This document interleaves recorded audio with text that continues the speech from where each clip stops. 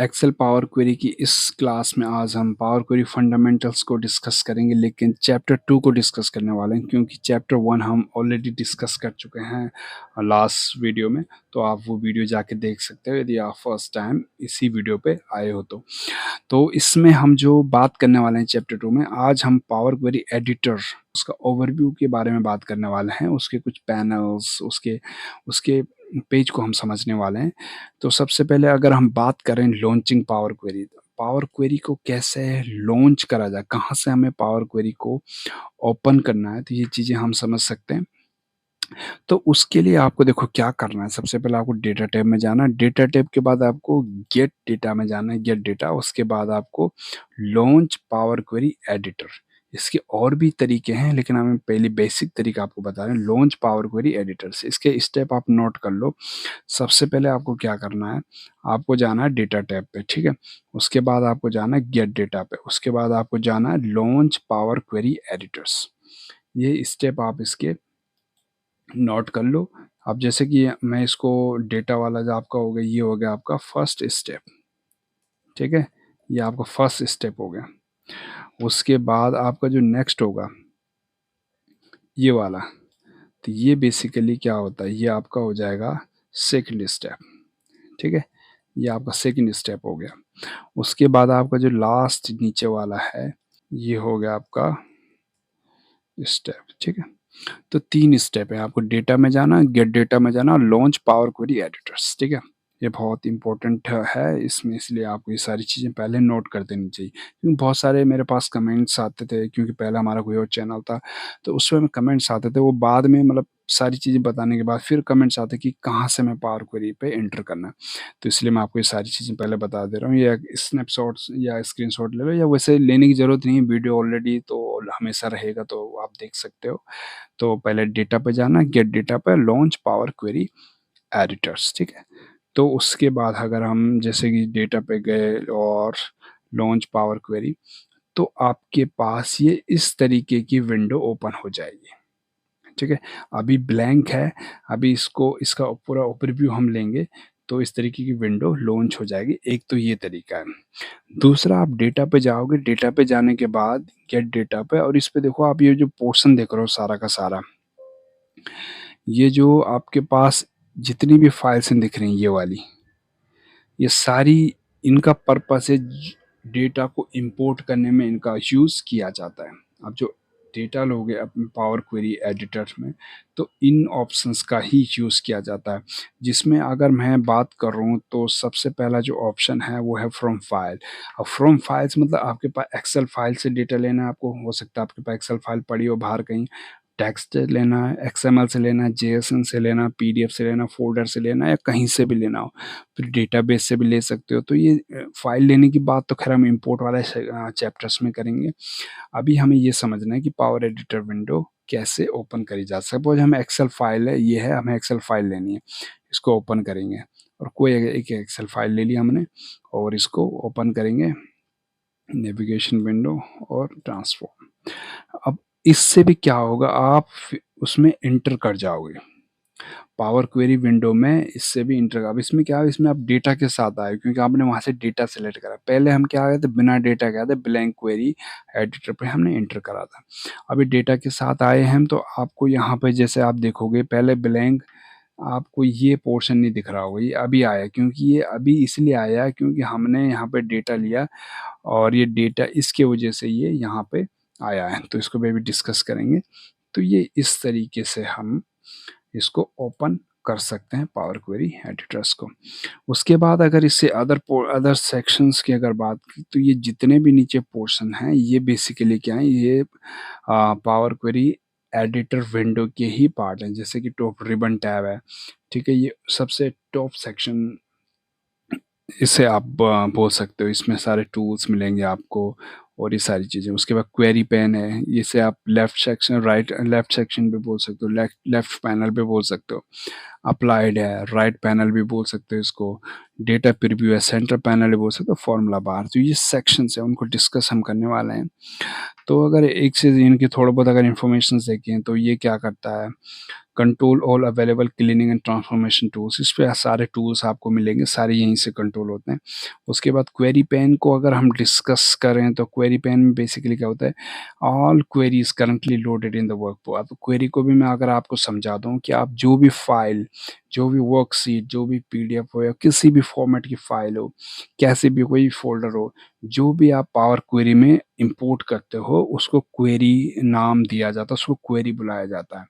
जैसे कि एक फाइल आपने करी तो उसको क्वेरी 1 बोलेंगे, सपोज बाद में दूसरी फाइल इंपोर्ट कर ली तो क्वेरी 2 बोलेंगे, उसे क्वेरी 2 बोला जाएगा। तो क्वेरी के नाम से ही उनको बुलाया जाता है, उनको वहाँ पे फाइल और ये पीडीएफ फाइल, एक्सेल फाइल ऐसा नहीं बुलाया जाता। तो इसीलिए क्वेरीज बार बार यहाँ पे यूज हो रहा है। उसके बाद अप्लाइड स्टेप की बात करें तो ये क्या करता है, आप अप्लाइड स्टेप बेसिकली ये वो पैनल है जो कि आप जो भी एक्टिविटी अपने डेटा के साथ करते हो उसको रिकॉर्ड करता है। इसको भी देख लेते हैं आगे। डेटा प्रीव्यू, जो आपने डेटा अभी लोड करा, जैसे हम डेटा लोड करते हैं उसका जो प्रीव्यू दिखता है ये वो वाला सेक्शन है। फॉर्मूला बार बेसिकली वो है जो कि आपके formula bar shows the M language code behind the each step.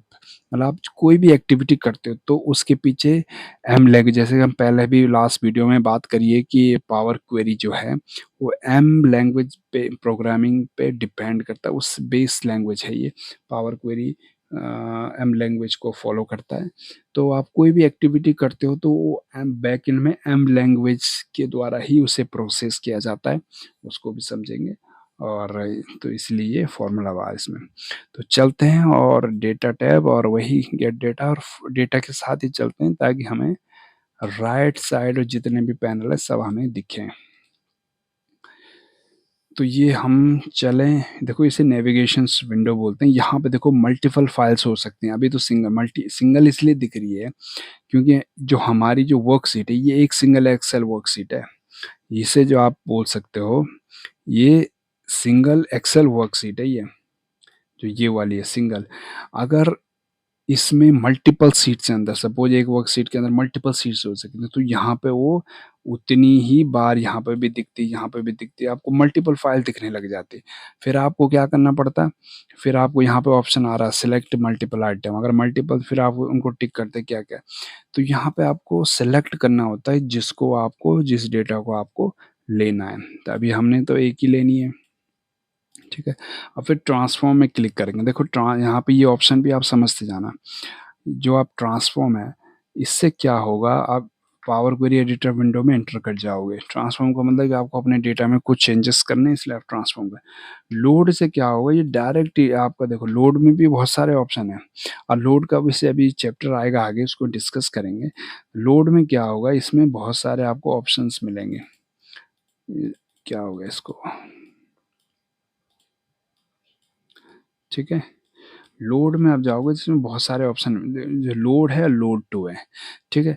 तो ये क्या करता है, ये अब डायरेक्टली आप यहाँ पे क्लिक करोगे तो ये आपकी जिस एक्सेल सीट आपने खोल रखी है उसमें लोड हो जाएगा बिना ट्रांसफॉर्मेशंस के।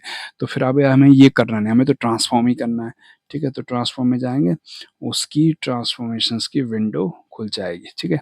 अब इसको विंडो को एक बार आप समझ लेना, ये जो विंडो ओपन होती है ये एक्सेल की एक तरीके से आप इसे पॉपअप विंडो भी बोल सकते हो, क्योंकि ये एक्सेल के अंदर ही खुलती है।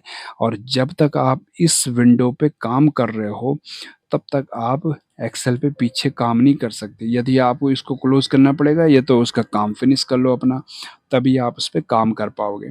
तो ये चीज़ें ध्यान रखनी है। जैसे कि पीछे आप एक्सेल पे क्लिक करोगे तो नहीं हो पाएगा, अगर मैं साइड में कर लूँ तो देखो नहीं हो पाएगा, कुछ ही काम नहीं हो पा रहा, इसको आपको क्लोज करना पड़ेगा। तो ये चीज़ ध्यान रखना, पॉपअप विंडो की तरह ही खुलती है, तो ये चीज़ ध्यान रखना है, ठीक है। तो ये आपका हमने कुछ डेटा लिया और इस डेटा में ये कुछ इसका स्ट्रक्चर आप समझने की कोशिश करते हैं। तो सबसे पहले जो हम बात कर रहे थे उसमें टॉप रिबन के बारे में डिस्कशंस कर रहे थे। बेसिकली यहाँ पे आपके सारे टूल्स होंगे जो कि आपके ट्रांसफॉर्मेशंस में यूज़ होने वाले हैं। पहला आपके पास जो टैब आ रहा है वो आ रहा है होम टैब का, उसके बाद आ रहा है ट्रांसफॉर्म का, उसके बाद आ रहा है ऐड कॉलम्स का, उसके बाद आ रहा है व्यू टैब, ये बहुत ही इंपॉर्टेंट टैब है। टैब आपको कम दिख रहे होंगे लेकिन बहुत ही इंपॉर्टेंट है, बहुत ज़बरदस्त तरीके से इनका यूज़ किया जाता है। अब देखो बेसिकली क्या है, ट्रांसफॉर्म टैब में वो सारे टूल्स होंगे जो जनरली आपको यूज़ करने ही पड़ते हैं, ठीक है? सॉरी, होम टैब पे। अब जैसे कि इसमें क्या है, चूज़ कॉलम्स, ये आपको करना है। जब आप डेटा के साथ आप डेटा के आप जब आगे बढ़ोगे तो आपको पता चलेगा कि किनका ज़्यादा यूज़ है। अभी रिप्लेस वैल्यूज़ रेगुलर बेसिस पे यूज़ होती हैं अगर आपके पास डेटा के साथ कुछ कर रहे हो, ठीक है? मर्ज और अपेंड, ये भी बहुत सारे यूज़ होते हैं। तो ये बेसिकली जो जनरली टूल यूज़ होते हैं वो होम पे हैं, और ट्रांसफॉर्म में वो सारे टूल हैं जो आपका एग्जिस्टिंग डेटा है उसमें कुछ भी चेंजेस आपको करने, तो वो सारे टूल्स आपको ट्रांसफॉर्म टैब के अंदर मिल जाएंगे। बहुत सारे टूल हैं, अभी हम टूल्स को ऐसे डिस्कस नहीं कर सकते क्योंकि जब हम एक्चुअल डेटा के साथ काम करेंगे, जैसे जैसे आगे बढ़ेंगे तब एक एक टूल्स का एक सारे टूल्स को डिस्कस करेंगे, कोई भी हम छोड़ने वाले नहीं हैं, और बहुत अलग अलग तरीके से उनको करेंगे।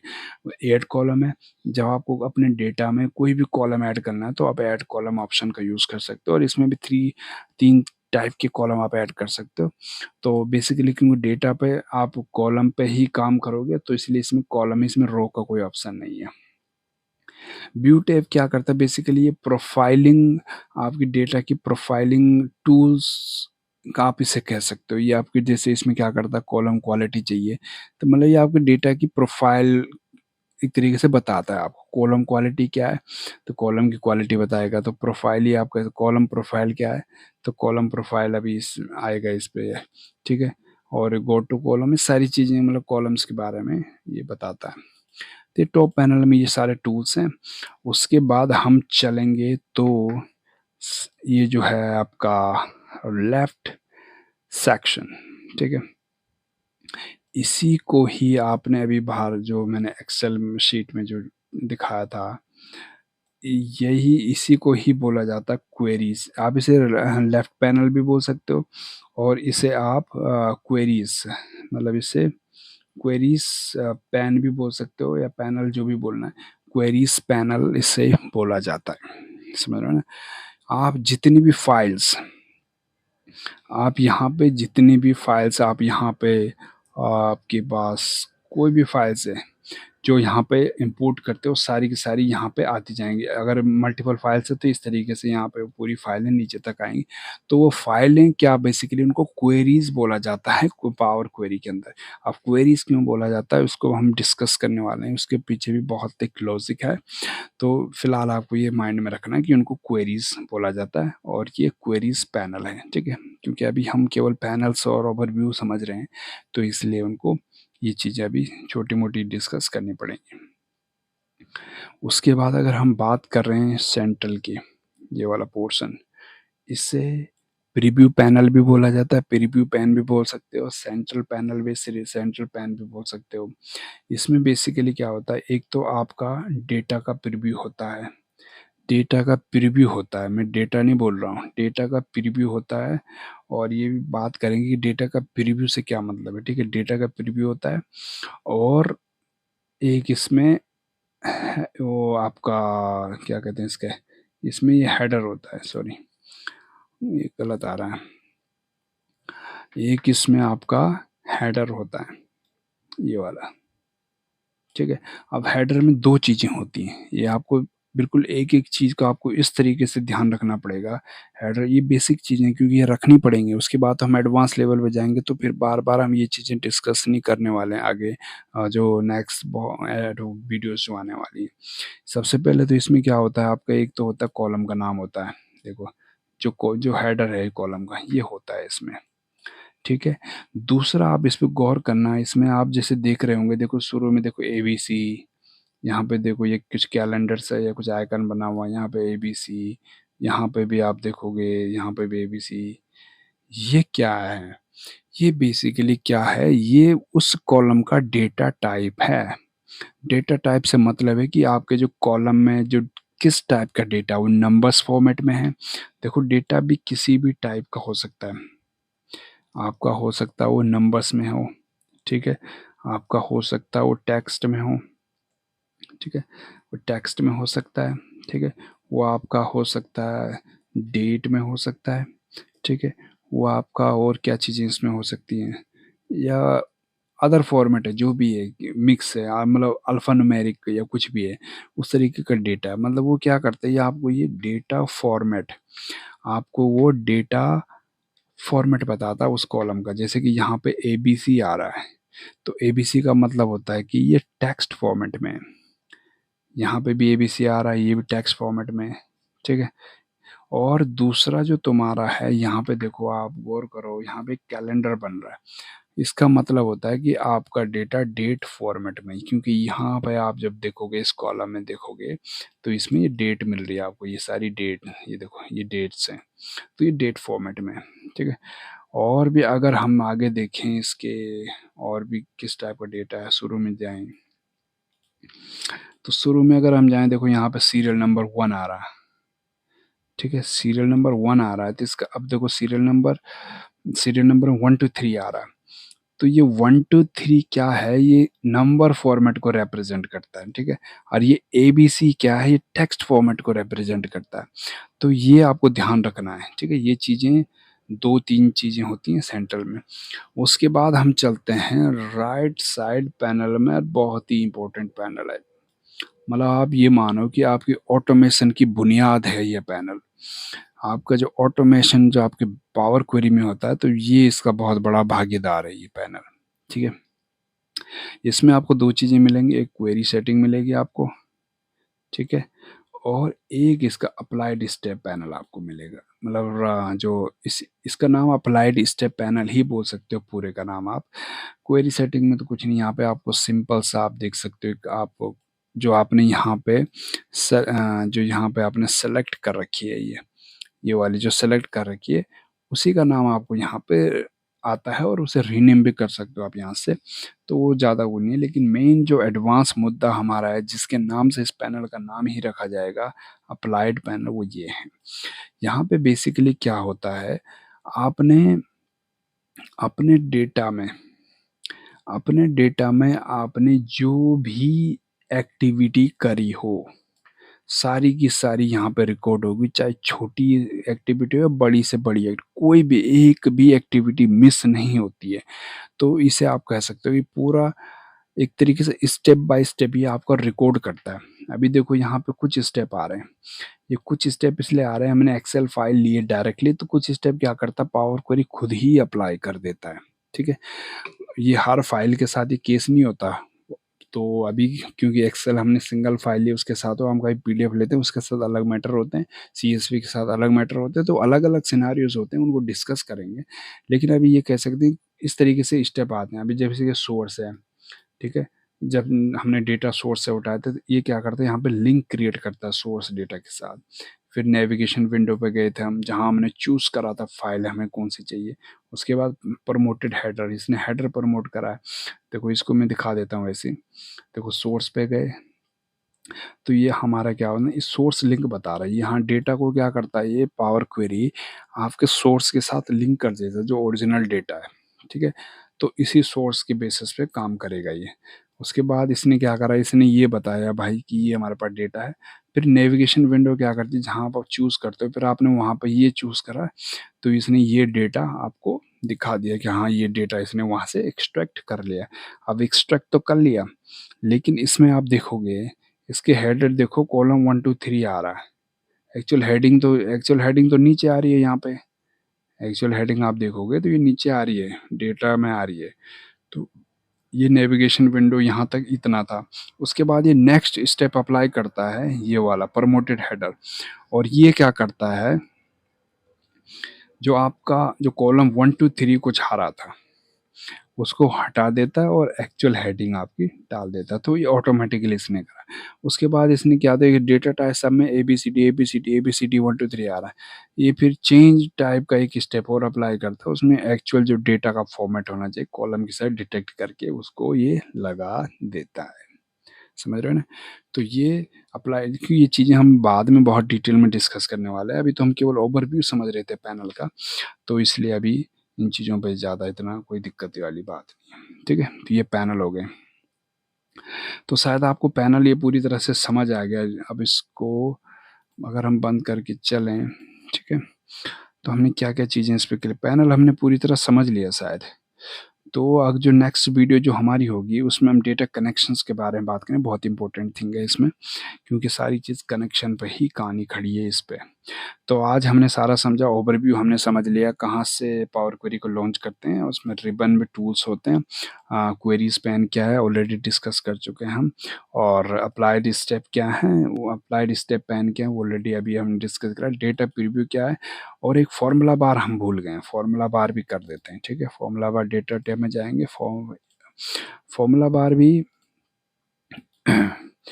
उस पे आप मैनुअल अपने हिसाब से भी फॉर्मूले लगा सकते हैं, लेकिन मैनुअल से ज़्यादा वो सो इतनी ज़्यादा फॉर्मूले लगाने की ज़रूरत है नहीं, क्योंकि सारा काम आपका क्लिक्स में ही हो जाता है।